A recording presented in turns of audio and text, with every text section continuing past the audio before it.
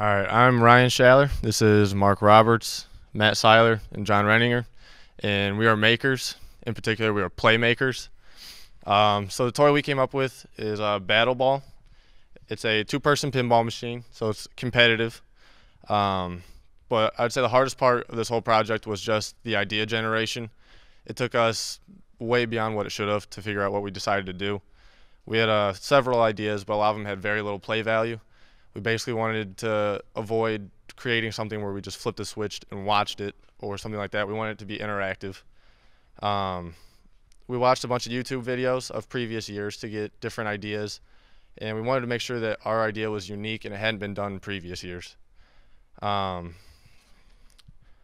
wanted it to be competitive because we felt that was the most engaging play form.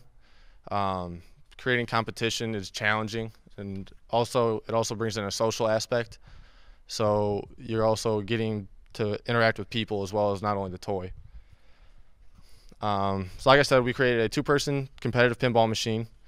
We wanted it to not require electricity because we wanted to be able to make it portable. As you can tell, it is a little larger than most toys, but however, within a household or wherever its setting is, you can move it around.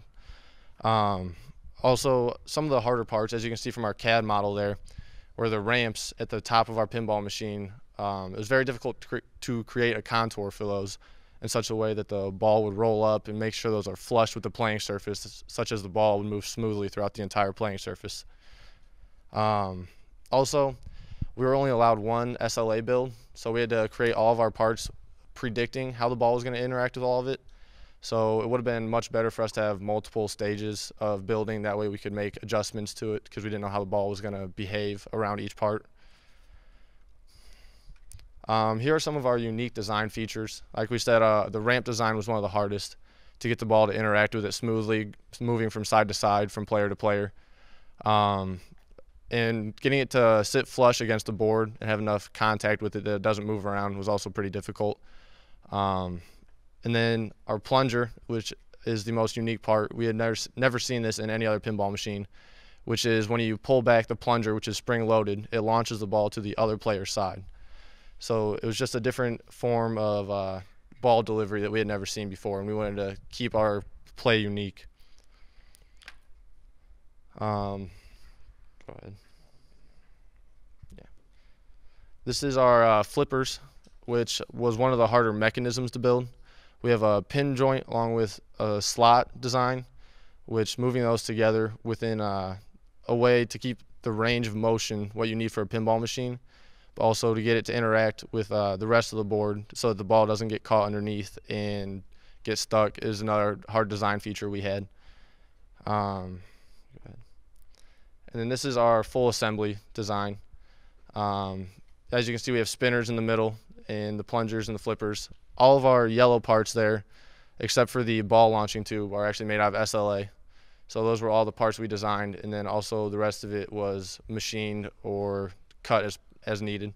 It's a wood base, and then we also have plastic connecting parts to the flippers that you actually push in the sides, and those are also spring-loaded. So next would be our demo. And we're going to have John playing Matt. So if the judges want to go ahead and look up there.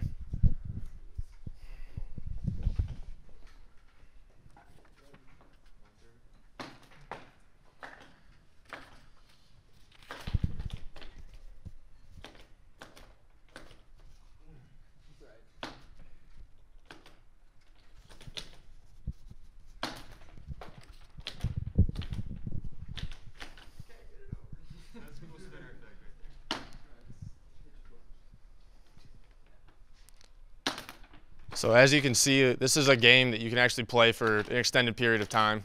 It's not something that would get old, or if you just get tired of watching it. This is something you can continue to play. So as we said, we wish we could have had a few reiterations on building some of our parts, but overall we were pretty happy with the way it turned out.